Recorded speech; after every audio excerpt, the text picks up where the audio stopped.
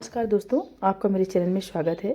आज हम आपके लिए बहुत अच्छी भक्तिदायक, प्रेरणादायक, विश्वास से भरी कहानी लेकर आए हैं। तो दोस्तों, कहानी पूरी सुनिएगा, तभी बहुत ही अच्छी लगेगी और आपका मन श्रद्धा से और विश्वास से भगवान के प्रति, भक्ति के प्रति बढ़ जाएगा। कहानी है एक गरीब की किसान की लड़कियां की, जो अलग अलग गांवों के लोगों को दूध पहुंचाने का काम करती थीं। उन्हीं लोगों में एक पुरोहित के घर भी दूध पहुंचाती थी। उस पुरोहित के घर जाने के लिए उस ग्वालिन को एक तेज धारा में बहने वाली नदी को पार करके जाना पड़ता था। दूसरे लोग उस नदी को एक टूटे से छोटी सी नाव से पार करते थे। उसके बदले लोग नाविक को एक छोटा सा धन का कुछ भाग दे देते थे।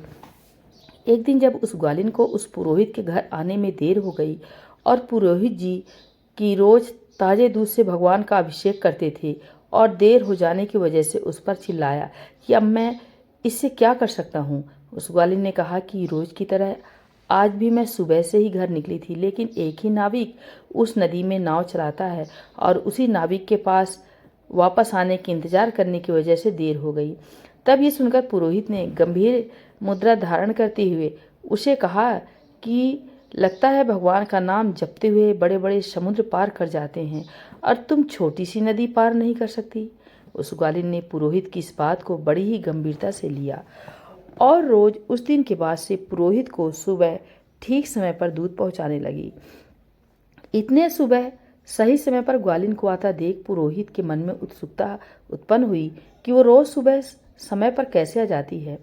एक दिन वो पुरोहित अपने आप को रोक नहीं पाया और उस ग्वालिन के आते ही पूछा कि अब तो तुम कभी देर नहीं करती, लगता है नदी में और भी नाविक आ गए हैं। तब तो ग्वालिन बोली, नहीं पंडित जी, अब तो मुझे नाविक की ज़रूरत ही नहीं पड़ती। आपने ही तो उस दिन कहा था कि लोग बड़े बड़े समुद्र भगवान का नाम जप कर पार कर लेते हैं और मैंने तो छोटी सी नदी पार की है, तो बस रोज़ भगवान का नाम जपते हुए मैं वो छोटी सी नदी अब बस 5 मिनट में पार कर लेती हूँ। लेकिन उस पुरोहित को उस ग्वालिन की बातों पर विश्वास नहीं हुआ। उसने कहा कि तुम उस नदी को कैसे पैदल पार करती हो।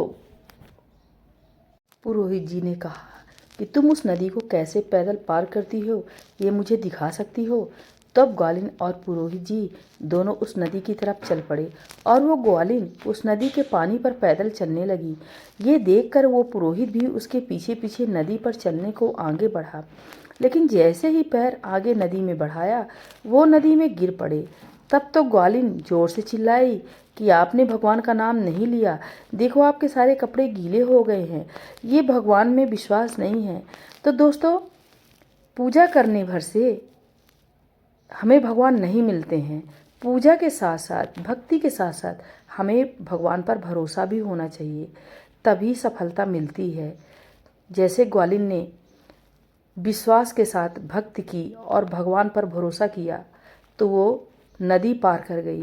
तो नमस्कार दोस्तों, कहानी अच्छी लगी हो प्लीज़ कमेंट द्वारा बताइए और नए हैं तो प्लीज़ चैनल को सब्सक्राइब कर लीजिए।